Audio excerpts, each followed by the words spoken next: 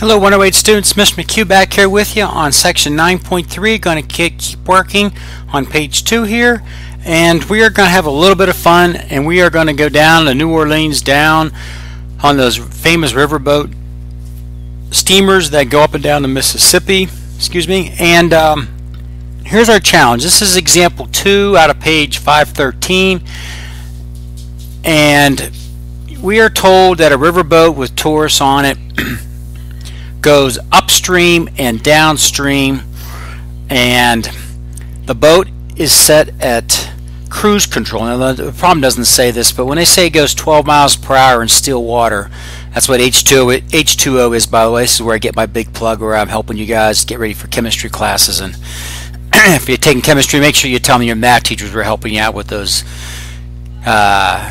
symbols from the periodic table.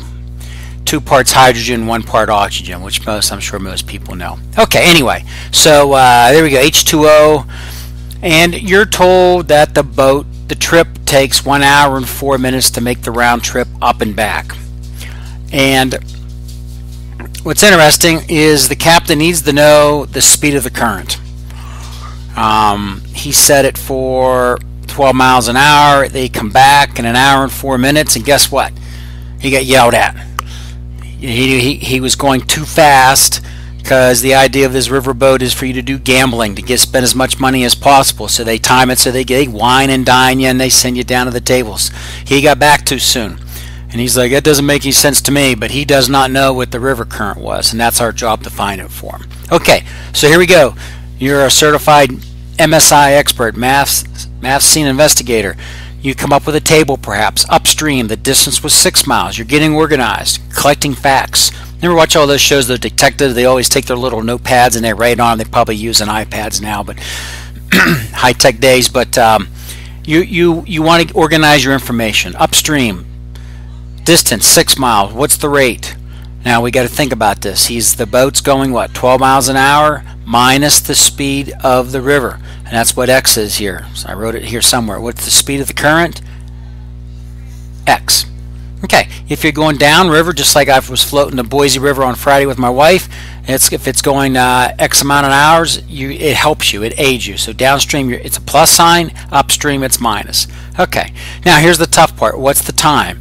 Oh, distance equals rate times time. We've done this before.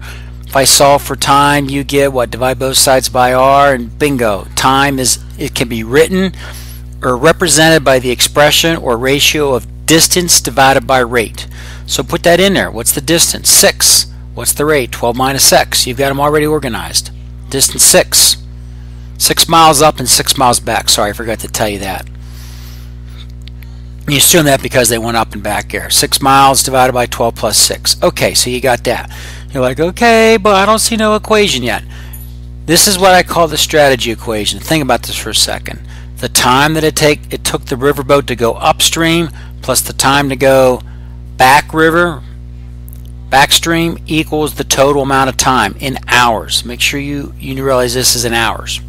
Okay, you're like, fine. You take the expression to go upstream was 6 divided by 12 minus x, plus the distance to go downstream or back was 6 divided by 12 plus x, again with the current, equals, now where in the heck did this 16/15ths come from?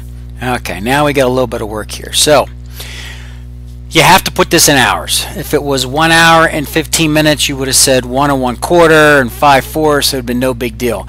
You've got to work a little bit here, and I squeezed it on a side here, and I got another way to show you. One way to approach this was to say 1 hour is 60 over 60. 4 minutes is 4 out of 60, and add them up. 64 out of 60 reduces the 16/15ths.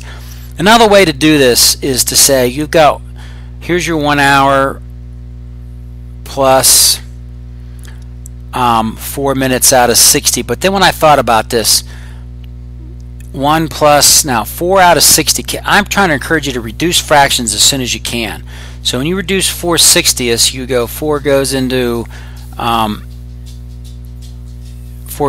4 once, 4 goes into 60 15 times, and now you've got something a little easier. 1 can be represented as 15 over 15, so you remember you got to have a LCD. 1 plus 15ths, add them up, 15 plus 1, and there's your 16/15. Oops. Okay, that's where it came from. Okay, now that you've got the correct representation of the time in hours as a fraction, now you're ready to ask yourself, how do we solve it? It's the same technique as the last example. You've got the variable down in the denominators. You've got rational expressions right here. Okay, so each factor in the denominator must be a factor in the LCD. So here we go. 12 minus x, 12 plus x, 15. Write them all in there. And you're going to multiply that across the board. And when you do, you're going to clear out the fraction like we said last time. Okay, so let's try this. I'll go to blue mode. Now, when you do that, clear out the fraction. The denominator, 12 minus x, is going to go with this guy who's left standing. 15 and times the quantity 12 plus x. Okay, let's go pink mode. Maybe that'll show up better. Come up here, do the second one. 12 plus x, that looks the same as the red almost, doesn't it? 12 plus x cancels out. What's left? 15 times 12 minus x times 6. Don't forget that, and I forgot that in the last one. Whatever's up in the numerator, you automatically bring that down. Okay, see the 16 come down, the 6 come down, the 6 come down. Okay, now you're left with, when the denominator gets canceled out, you're left with 15 times the quantity 12 minus x times 6. Over here now, the 15 cancels out. Let's go to, did I do green yet? Let's do green. The 15 cancels out. With this 15, you're left with 12 minus x times the quantity 12 plus x. So they're left here with the 16 down here. Okay, now study that for a little bit if that gets a little tad confusing. But the bottom line is you're clearing out the fraction when you multiply by the LCD. And now I left all the factors in there. Now I'm ready to take 15 times 6 and write 90. I left the parentheses. Some of you might go ahead and do the distributive property and jump down here, which is fine. 15 times 6 is 90 again. Now I'm going to get ready to multiply them out. There's the results. I'm going to get the distributive property. 1080 minus 90x, 1080 plus 90x. That's kind of interesting. And you've got 16. What I did here, I brought it over here in the front. I have what? Difference of squares.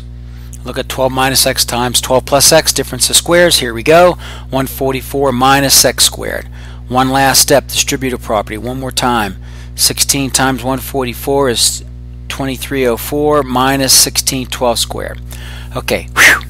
A little bit of work, a lot of detail, but a good practice here for us.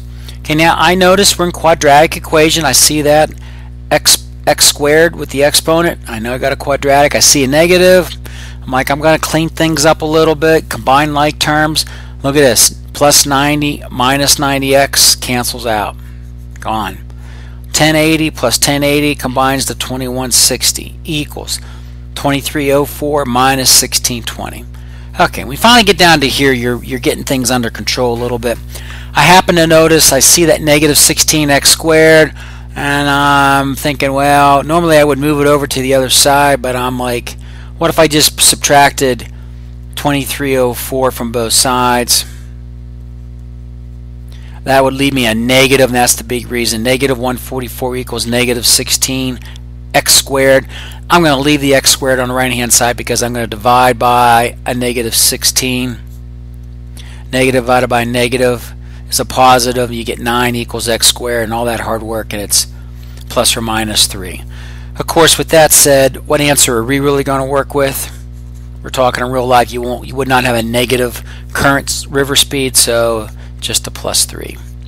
Okay, check that out. Double verify your answer, and you're in there. Okay, so that take a little bit of work there. I like to put 1 or 2 in there. Not a whole lot, but enough to keep challenging there. Follow that process and you should be eventually working. I just watch for little mistakes.